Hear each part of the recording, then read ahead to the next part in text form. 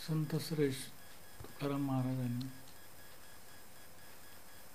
1229 क्रमांकाच्या अभंगामध्ये ब्राह्मण तो नव्हे ऐसी ज्याची बुद्धी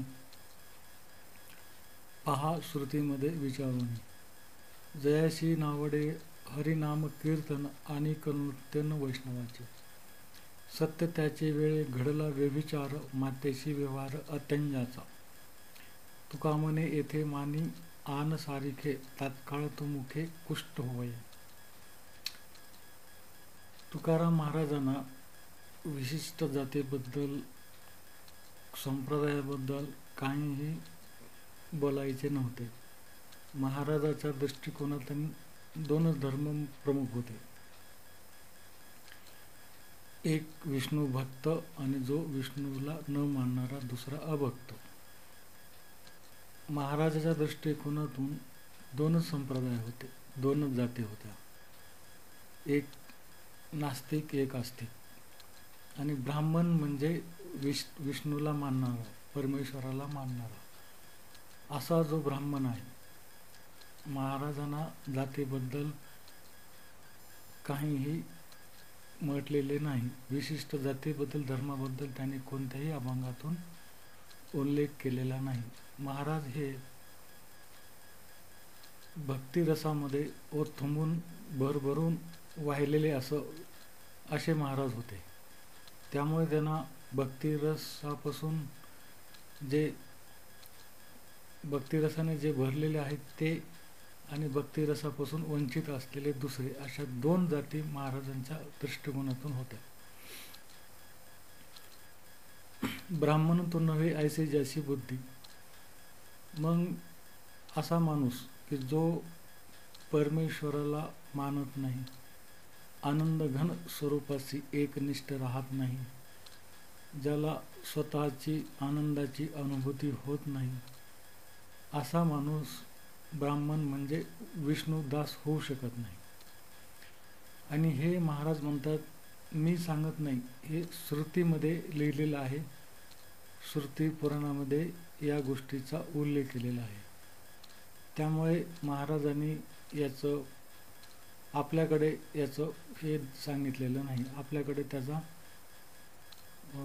परिणाम आपल्याकडे ओढवून घेतलेला नाही.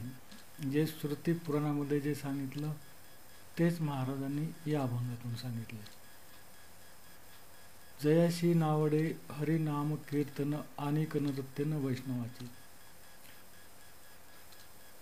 ज्या विष्णुदासाला, ज्या ब्राह्मणाला, विष्णुदास म्हणजे ब्राह्मण,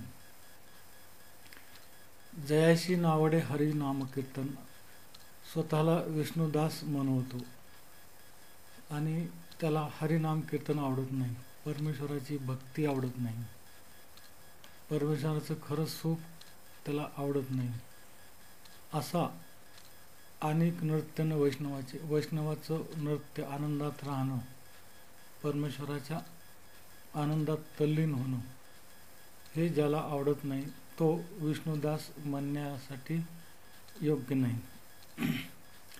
सत्य त्याची वेळे घडला व्यभिचार मातेशी व्यवहार अत्यंजाचा. असा विष्णुदास, जो असा नास्तिक माणूस ज्यावेळेस जन्मला त्यावेळेस तो असत्यातून जन्मला, त्यावेळेस व्यभिचारातून त्याचा जन्म झालेला आहे.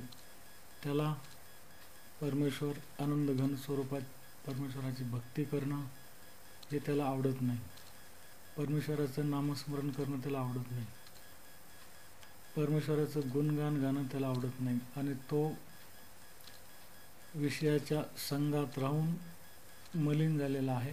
असा जो विष्णुदास स्वतःला मनवतो तो त्याचा अंत हा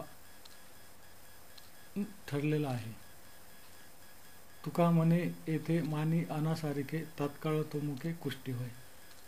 अशा माणसाला कुष्ठरोग झाल्याशिवाय राहणार नाही, म्हणजेच तो दुःखाच्या खाईत लोळल्याशिवाय राहणार नाही, तो दुःखाने होरपळून जाईल, तो जीवनभर सुखी होऊ शकणार नाही, असं या अभंगाचा मतितार्थ आहे.